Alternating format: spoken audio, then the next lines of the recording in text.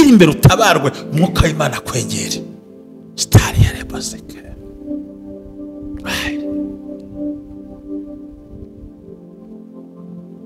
Hari igihe bagira ngo nta bwenge ufite, hari igihe bagira ngo ntagutekereza neza, hari n'igihe umuntu yibwira ngo ahari ntiwagize ubwenge. Ariko mbabwire, waragerageje. Ndabizi waragerageje, ndabizi wakoze uko ushoboye, ndabizi wakoze ibintu byose bishoboka, ushyiramo imbaraga mu buryo bushoboka, ukora ikintu mu buryo bushoboka kugira ngo, ariko biranga.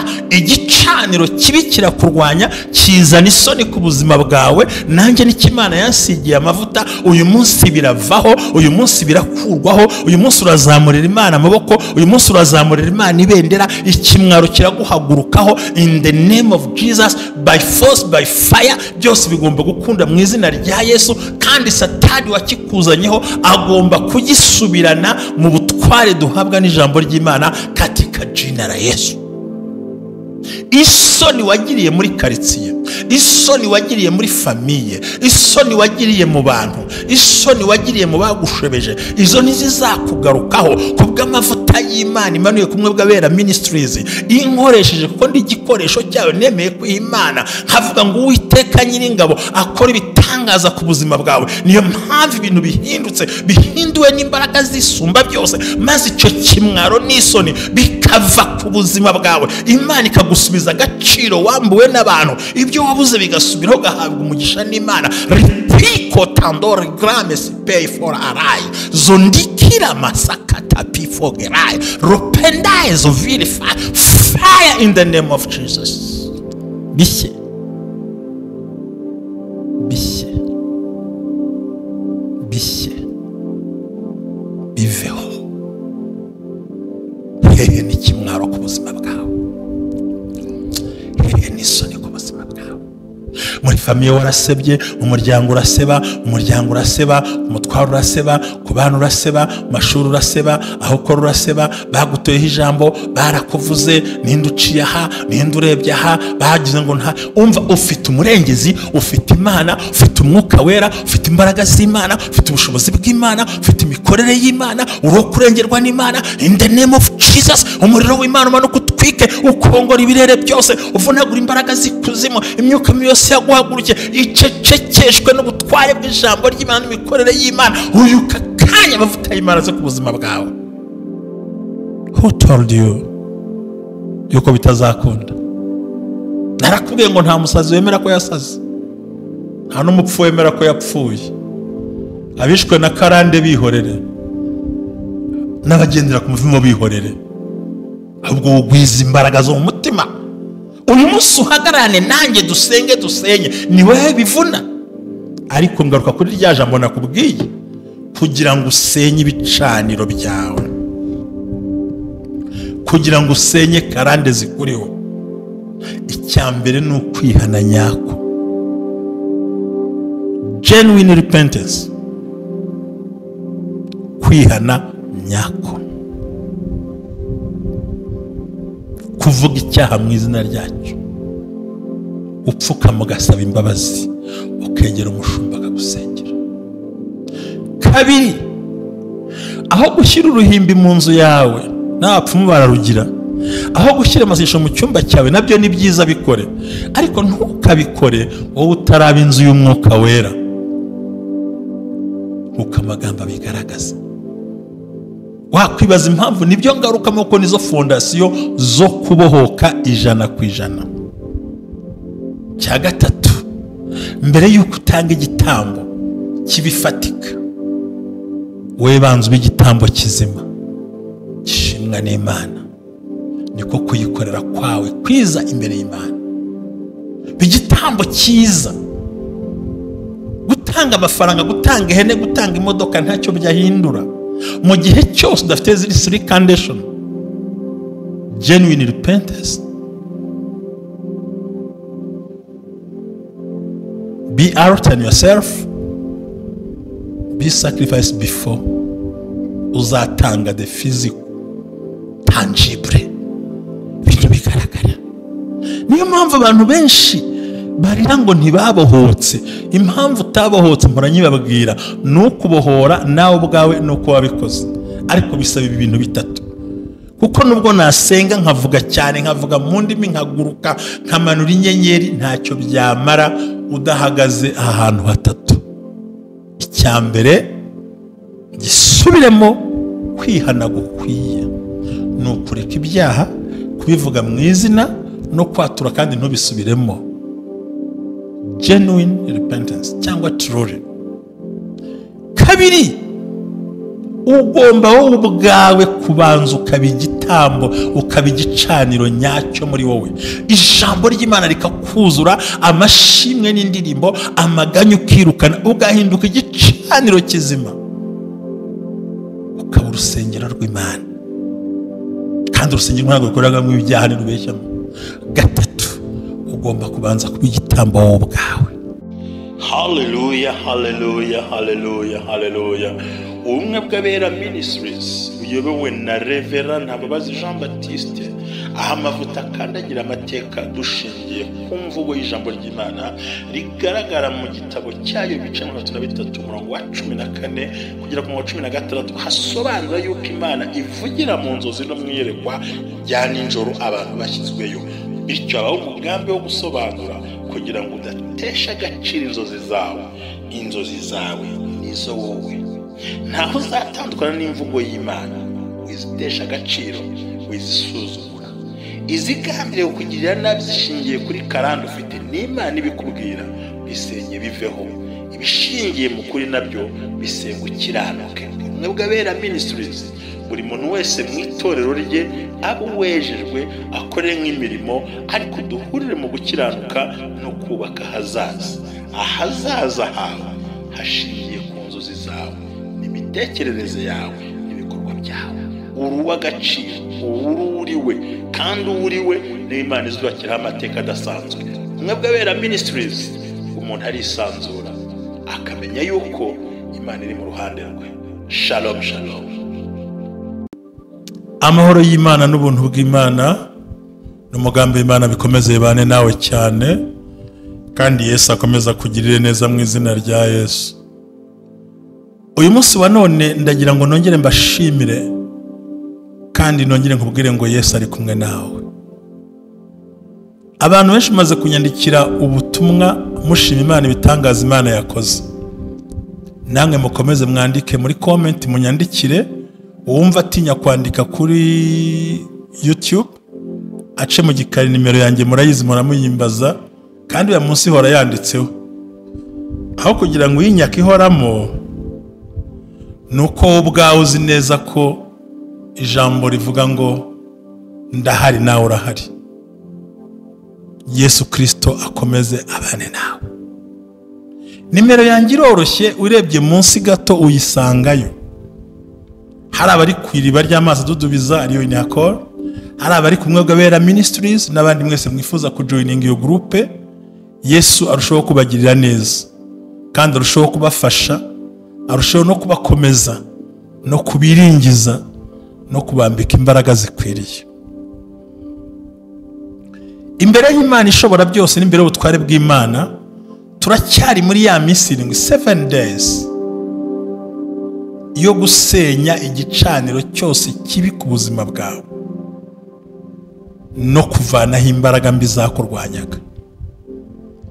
Iyo ntangiye gusenga aya masengesho,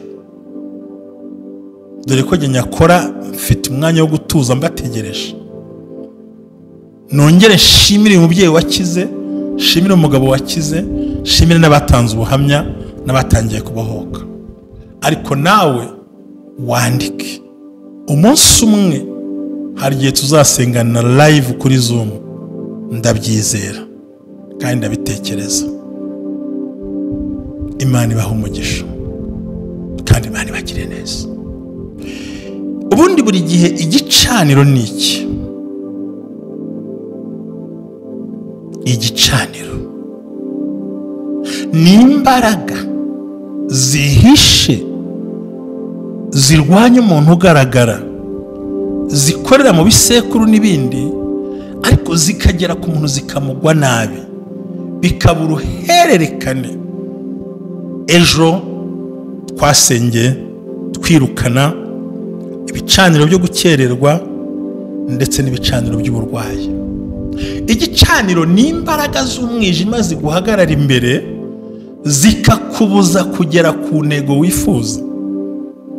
Uyu munsi rero wa none, mbere yuko twinjira mu isengesho, tugiye gusenya ibindi bicaniro bibiri. Igicaniro twita shame and reproach, the art of shame and reproach. Ibyo twita igicaniro cy'isoni n'ikimwaro. Gukorwa n'isoni no kumwara ni ibintu bibiri bitandukanye. Nubwo mu Kinyarwanda wumva ari ibintu bimwe, gukorwa n'isoni, Zaburi yavuze ngo ntabwo nzakorwa n'isoni, ngo ntaho kwirya uzakorwa n'isoni. Ikimwaro, isoni ni ibintu wari witeguye, ni ibintu umvaga wari ufite ugasanga biburiyemo.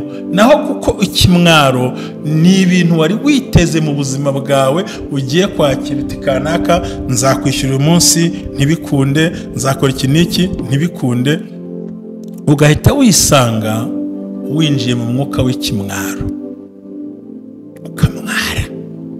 Umubyeyi akabura icyaho umwana, umugabo akabura minerivare imbere y'abana, ukabura amafaranga y'inzu mbere yo gukodesha. Buri gihe ugahora icyo kintu cy'ikimwaro, kubera ko Satani yafashe icyangiro acyomeka ku mutwe wawe. Ninde bavuze nabi? Ni wowe. Ninde babeshyeye? Ni wowe. Nasomye ijambo rirambwira ngo cy'ubwanjye ndisoma, rirambwira ngo uhereye kera ngo namye nturanye n'abantu badakunda amahoro, ngiyo mvuze bashaka intambara, ngo indimi zabo ngo ni amakara y'umurotemu, ngiyo mvuze havuka ibibazo. Rero uyu mwuka w'isoni n'ikimwaro, igicaniro, icyoto, uruhimbi rubi rukurwanya kugira isoni buri gihe, gukorwa n'isoni buri gihe.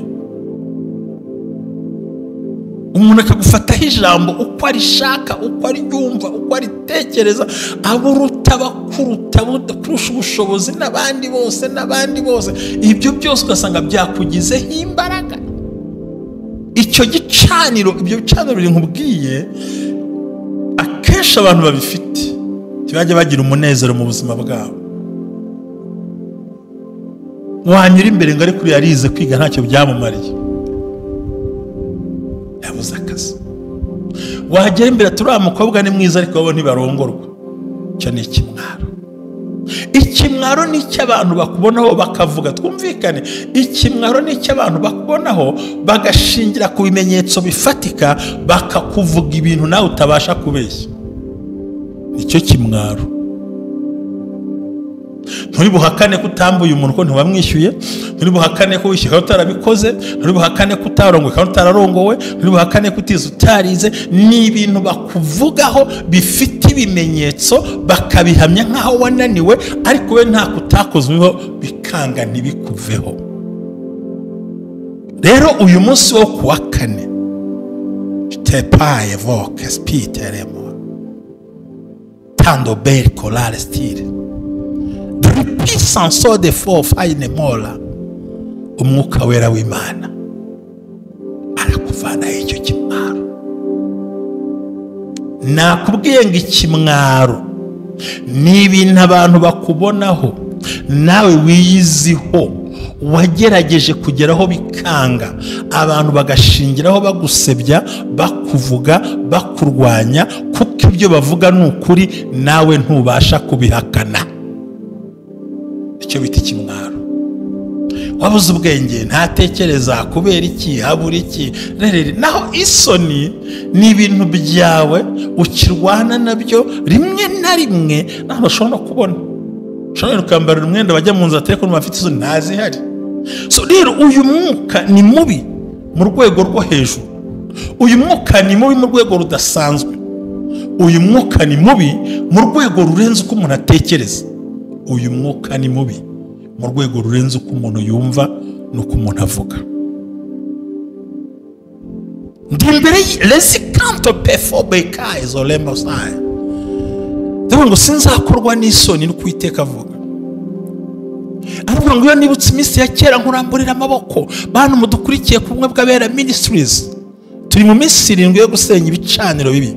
Kuri uyu munsi wa 4 ndagira ngo dusenge igicaniro cy'agasuzuguro, ibintu birere byakowe icyo twita shame and reproach, isoni n'ikimwaro byakojeho. Wa mwana yaramunaniye, bwa buzima bwaramunaniye, yaragejeje biranga ntibikunda, mbega amagambo yarazengurutse agera ubwo wumva wanakwikingirana. Urumva utafungura telefone, urumva utavugana n'umuntu, urumva nta muntu mwaganira, iminsi yakuremereye, ibiteye ubwoba byakujeho, agahinda kakwinjiriye, urumva amarira yakumanukiye, ariko uyu munsi biravaho in the name of Jesus. Hallelujah. Turafite imbaraga zisenya ibi bintu. Turahamya ko amavuta y'Imana n'ubutware bw'Imana buhindura bino bintu. Iki gicaniro kigombe gisenyuke. Nakunze ijambo rya umuntu yavuze, ntago ari muri Bibiliya. Aravuga ngo niba narasebye ku mugaragaro bakampostinga, kuki mu gihe nshubije gihe nta postinga ku mugaragaro? Ya, uyu mugabo naramukunze. Ngo niba narasebye bakampostinga, kuki mu gihe nshubijwe na postinga mukangaya? Come on. Aho umupira warengeye niho urengurirwa. Uyu munsi wo kuwa 4 nyemerera dukubitiza imbaraga iki gicaniro kibi kikuriho cy'isoni n'ikimwaro, kiguhagurukeho. Ibyo wasengera byakire, ibyo wahamagara Imana byakire, wigire imbere utabarwe, umwuka w'Imana kwegere. Stari ya reboseke.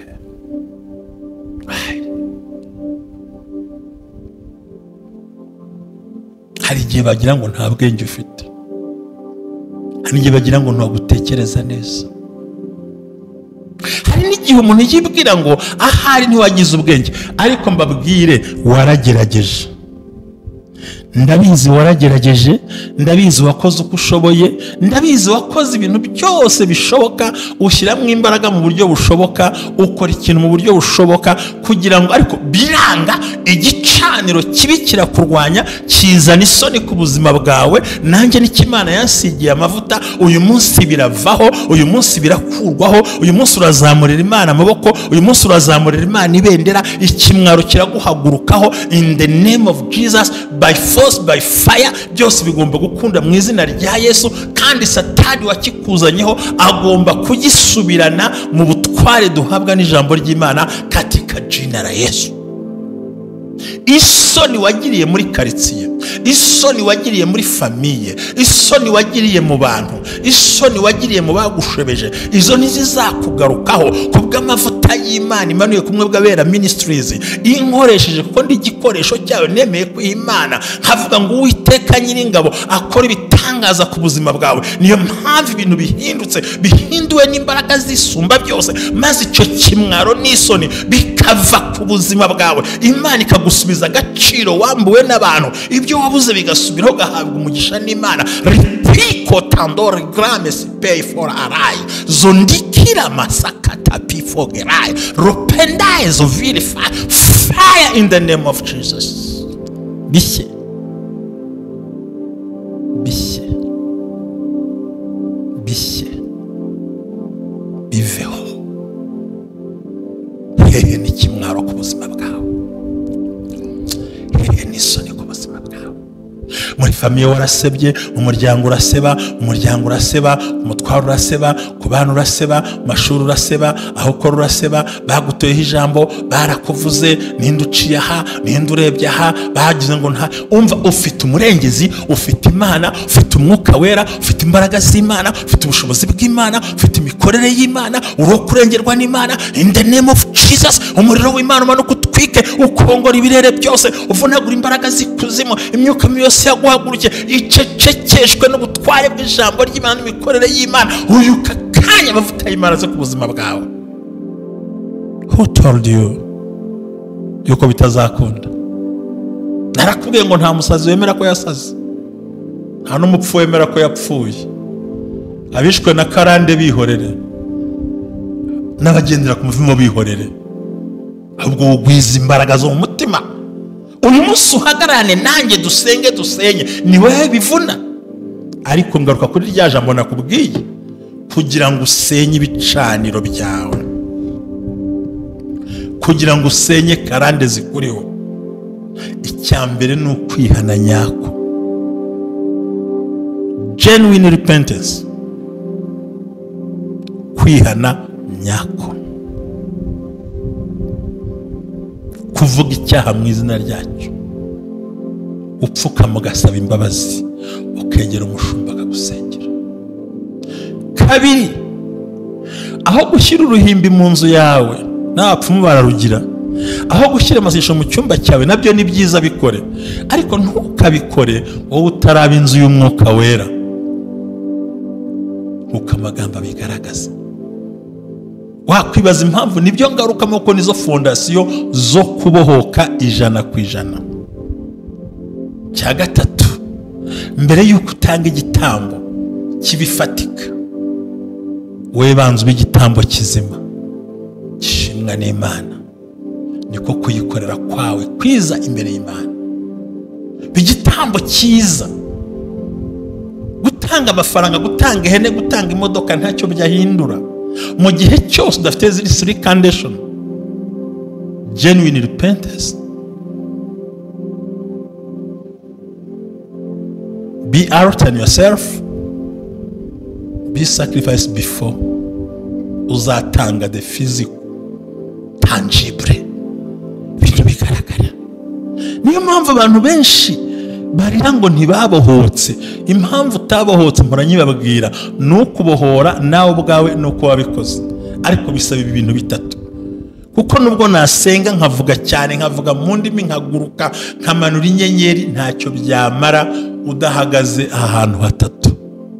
Icyambere gisubiremo kwihana gukwiye, nukureka ibyaha, kubivuga mu izina no kwatura kandi ntubisubiremo. Genuine repentance cyangwa truly. Kabiri, ugomba wowe ubwawe kubanza ukaba igitambo, ukaba igicaniro nyacyo muri wowe. Ijambo ry'Imana rikakuzura, amashimwe n'indirimbo, amaganya ukirukana, ugahinduka igicaniro kizima, ukaba urusengero rw'Imana. Kandi urusengero ntabwo rukorerwamo ibyaha n'urubeshyamo. Gatatu, ugomba kubanza kuba igitambo wowe ubwawe. Ibyo bitatu iyo utarabikora, icyo watanga cyose, nubwo watanga miliyari, nubwo watanga miliyoni y'idolari, nubwo watanga imeza, nubwo bagusiga inguru ya Elayo, nubwo bagusiga amavuta y'isi yose, naho bakuyanikamo, ntacyo byamara utarabasha guhagarara kuri iyo fondasiyo. Rero niba ukeneye ko ngusenyera ibyo bintu, Imana ikashyigikira, nawe ukashyigikira, banza wakire bino bintu muri wowe. Imana yadushyiriyeho. Hezikapayenefo. Ariko ufite ibyiringiro yuko uri umuntu w'Imana, ukora Imana iri mu ruhande rwawe. Tayinebola saye.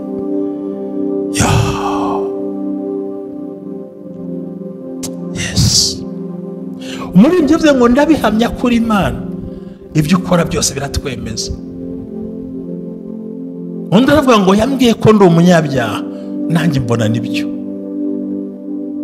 Ibi bintu kugira ngo uve iki kintu, reka nkubwize ukuri, ntabwo ibicaniro bizonga n'ibyaha byakomotse aho utazi, byavuye aho utazi, ubyanga ubyemere, ubikunde ubireke, ariko birimo birakurwanya. Isoni n'ikimwaro kikuriho. Ufite imyaka ingaho utararongorwa, ufite imyaka ingaho utararongorwa, abagutoye ijambo bangana iki, abakuvuga bangana iki. So izo se ni imbaraga mbi zikurwanya. Ariyo mpamvu kano kanya ndagusaba kugira ngo uhaguruke dusenge. Haguruka dusenge. Erega buriya naho nagusengera nk'uwahaye impano yo gusengera, ariko ni wowe ufite agahinda k'ibyawe, ni wowe ufite ingorane z'ibyawe, ntabwo ari cyo. Nagira ngo dusenge Imana. yo nkundira dusenga Imana. Umugabo umwe witwa Nahashi ni Hadadi bagiye bahemuka, ngo rimwe Dawidi aravuga ati ukuntu nabanye na Sereka noherezo abamumara umubabaro, ngo bahageze baramubwira ngo ntabwo bashobora kumara umubabaro no kuyagira, ngo ahubwo baje kuneka. Ngo bafata abagabo 30 ngo bakata imyenda yo ku kibuno, barangije babogosha n'urubwanwa uruhande rumwe. Imyenda yo barayibona ko ngo bari bakozwe n'isoni, bari basangije ku musozi bakozwe n'isoni, ngo ariko bamara iminsi kugira ngo ubwanwa bumere hose. Ngo baragiye bacungaho ikibuno gitere, barakata ku bandi bakozwe n'isoni, abagabo bahera ku musozi. Satani yagusiza umwanda, agusiga amazirantoki, agusiga igisuzuguriro, umuhisi n'umugenza gutoraho ijambo, ntabwo gikunzwe, ntabwo cyemerwa, amafaranga yarakwanze, abantu barakwanga, ibiryo birakwanga, ubuzima burakwanga, isi iragutererana, isi irakujugunya, ikimwaro n'isoni kikuzaho. Niyo mpamvu kano kanya in the name of Jesus, muri aya mavuta dufite akomeye, ndagira ngo dusenye kino gicaniro kubw'imbaraga n'amasezerano twahawe. Shatakarabasendebo dry feria resons oknere by the fall. Warahinze biranga, acuruza biranga, uragerageza biranga, ahantu hose ni ikimwaro n'amarira n'agahinda, naho ukandagiye n'ibikunda. Ko muri aya mavuta, muri izi mbaraga, muri buno butware, ndimo ndumva ibirere bifungukiye kugira ngo utabarwe, ndimo ndumva amahoro y'Imana amanutse kugira ngo urengerwe. Ndagusaba ngo uhaguruka aho wicaye, niba utabishoboye wicara usenge, zenguruka mu mutima wegera Imana yawe, ubwira Imana uti Imana ndi hano ngwino yakositerebo sanderebo repeat for the key and the what fire in the name of tree is a soul aleglepai de sancerebo. Haguruka, ntabwo bizongera kuba ku buzima bwawe, ibyo byabaye ntabwo bizasubira. Aya mavuta y'Imana aramanutse, kirere cy'Imana kimanukiye ubuzima bwawe. Imana igiye guhindukira gutabara kurengere. Wasuzuguwe burya, wamwawe burya, wakozwe n'isoni burya, ubu ntibigikunda. Yesu aramanutse, ahagararanye la kupa padore sandefy the lebo la la wasata karabase shendere bosike fa. Hari abantu bihenda, n'umuntu yagira ikimwaro kandi ari mu ijipe, n'umuntu yasuzugwa kandi ari muri etaje, n'umuntu yasuzugwa rwose ari muri etaje nziza n'ijipe nziza, agendera no mu ndege. Kimwaro ntaho gitinya, mu ndege mwikamya ahantu hose, mutajya mwihenda. Nta muntu uba umukire, umuntu wese ahorana ubukene mu rwego rwe. Wari utunze miliyari yumva ari umukene, aya n'utunze 1000 yumva ari umukene. Ikimwaro ntigitinya amashuri wize, ntigitinya urwego rimwe.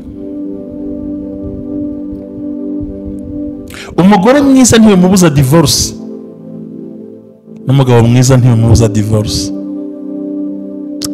Umugore wihambiriye mu rugo rwe ntibimubuza divorce, kandi yari mwiza disi.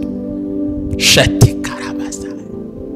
Iki gicaniro cy'ikimwaro n'isoni ndakirimuvinga, ndakidestroyinga, ndagisenya, ndakikubita hasi in the name of Jesus. Ariko please, 3 condition. Iby'igitambo watanga ubwo utaraba igitambo, utarareka icyaha, utayicaniro kizima, ntacyo byatumarira. Umuruho ntawe utafata. Ni ababyeyi bangahe bafite ubushobozi, bafite abana bohereje kwiga hanze, baza bakanyura umogi, ababyeyi bagaseba. Ni ababyeyi bangahe bambaye urubwa kubera abana babo, kandi biturutse kuki? Kuko base babo bakora ibyaha by'ubusambanyi bikinjira. Bangahe bafite ikimwaro bagendana uyu munsi, bati dore wa mugore aragiye no kuntu amfite ari mwiza.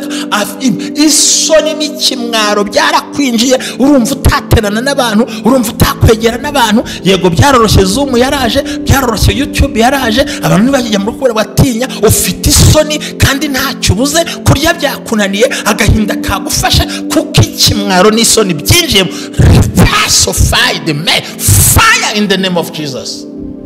Kongeza umuriro w'Imana. Nabiherewe ubutware n'ijambo ry'Imana. Mbihera igihe n'ijambo ry'Imana. Njya gutegura amasengesho Imana namwe ngo nisenge ibicaniro tutaragera mu kwezi kwa gatatu, kuko Satani yahagurutse kunyaga no kwambara abantu. Nagira ngo rero nkurikire dusenge Imana. Shayike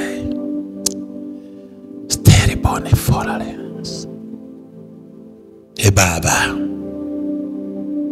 yes, abana bafite ikimwaro, ababyeyi baragenda n'ikimwaro, agahinda karahari, umuntu wese aravuga, isoni zaraje, gukemura ibibazo byarakunaniye kubera igicaniro kibi cyitwa igicaniro cy'isoni no kumwara cyinjiye ku buzima bwawe, cyinjira ku mibereho yawe, cyinjira ku rugo byawe. Rero muri aya mavuta uyu musobanuro kumwe bw'abera ministries turimo turabomora kino gicaniro, tuzongera kugirwa isoni, tuzakorwa n'isoni, tuzongera kumwara abagusuzuguye. Bagiye kubona imbaraga z'Imana zitikira basaye. Turimo turasenga, haguruka genda genda, ikokoreho, iyambureho, ivaneho ibyo bintu. Kagira ngo uzamure ijambo ryawe. Ushanga muri aya magambo ngiye kuvuga, vuga ngo Mwami Yesu, maze igihe ngendana ikimwaro ndetse ntawe utaransuzuguye. Isi yantoyeho ijambo, umuhisi n'umugenza mbonaho ijambo, ariko kano kanya njye n'umuryango wanjye muhagarariye ndatangaza ko ntazigera nongera gukorwa n'isoni, ntazongera kumwara. Nakiriye ubutsinzi. Subiramo aya magambo: nakiriye ubutsinzi, nakiriye impinduka, nakiriye gutera imbere, nakiriye kongera kunezerwa. Isoni zimvuye mu maso. Komeza usamura isengesho ngusengere. Data wa twese uri Mana y'amahoro, the pies of very bright keremai nikototorebo sanderia bobo sifaire mai rekototande se pray for ndakubitiza imbaraga mbi, imbaraga z'agasuzuguro ndahirika, ndarundura imbaraga mbi, ndasenya, ndavunagura ubutware bw'abadayimoni, umwuka w'ikimwaro n'isoni, umwuka w'agasuzuguro. Uyu muntu ntakongere gusuzugurwa. Amarembo y'ijuru amukingukire. Data wa twese weho yasuzuguriwe, nukuri imbaraga zigaragare mu line for bestai rikitando pay volare glama stefo I will buy. Uri Imana ifite imbaraga n'ubushobozi n'ubutware. Iki gicaniro cy'agasuzuguro, iki cyoto cy'agasuzuguro, haleluya. Yesu uri mu ruhande rw'uyu muvandimwe, uri mu ruhande mu nzira ziwe. Yaramwawe muri quartier, yaramwariwe muri Amerika, yarakorewe n'isoni muri Canada, yarakorewe n'isoni Burayi, yarasuzuguwe n'umuhisi n'umugenzi, bamutoragaho ijambo ko ari umupfakazi. Aka kanya mwamukuyeho isoni n'ikimwaro ye, utanze uburyo n'icyerekezo, uramutabaye uhagararanye n'umurengeye. Uri Imana ifite imbaraga n'ubushobozi n'ubutware bukora. Ndasenya kino gicaniro kubw'amavuta wampaye no kubivana wampaye mu izina rya Yesu. Ndasenya bino bihome, ndasenya bino bihome, ndabisenya ndabikubita, ndarundura, ndamenagura imbaraga z'ubutware bw'ijambo ry'Imana na mwuka we Rusenya. Igicaniro cy'agasuzuguro, igicaniro cy'ikimwaro, igicaniro cyo kuvugwa, igicaniro cyo guterwa, igicaniro cyo kubitwa hasi, igicaniro cy'agasuzuguro, igicaniro cyo kuvugwa nabi, igicaniro cyo kubuzwa bigenza, mu izina rya Yesu ndagihagurukira. Sitikarabasitere musaine moragram repayo zofipast fira array repandostika katika jina la Yesu. Hallelujah. Hallelujah. Thank you Father. Umvuko witeka mbwiye, umusozi ugeze kuri ukagutera isoni, ntabwo uzongera gutera isoni. Umutima uzongera gutera agahinda, ntabwo uzongera. Kimwaro kivuye ku buzima bwawe. Nagira ngo uzamurire amaboko Imana, umvugire aya magambo atatu gusa. Vuge ngo Mwami Yesu, uhereye none niyemeje kuzagukora no guha ibyanjye byose, kunkwiyeho igisuzuguriro, unkwiyeho n'ikimwaro. Amahoro yawe ajye gatembera muri njyewe. by'ukuri hari abantu bagera kuri 6 bari hano babwiye ngo ntabwo ibyabo bizakunda. Ndagira ngo utangarize ngo ibyo bigiye guhita bikunda uyu mwanya uko Imana ivuganye nayo ngo birakunda. Ntutinye, ntugire ubwoba, Yesu muri kumwe kandi ari mu ruhande rwawe. Imana iguhe umugisha. Shitekasti ya zoria rebotaye nefai the clomest for the dry. Ngo bari bakurambiwe ariko Imana iri kugeza iragutabaye kandi irakurengeye. Nagira ngo mbwire ngo uhabwe umugisha n'Imana. Niyo umaze rero kubohoka ku mutima, ni ngombwa yuko imbuto n'igitambo kibohora urugo rwawe no gukura isoni niba bikenewe. Yesu akwishimire, aguhe icyo umutima wawe ushaka. Tuzakomeza umunsi w'ejo, tubaye dusubikiye hano, amasengesho arakomeje. Imana iguhe umugisha. Amen.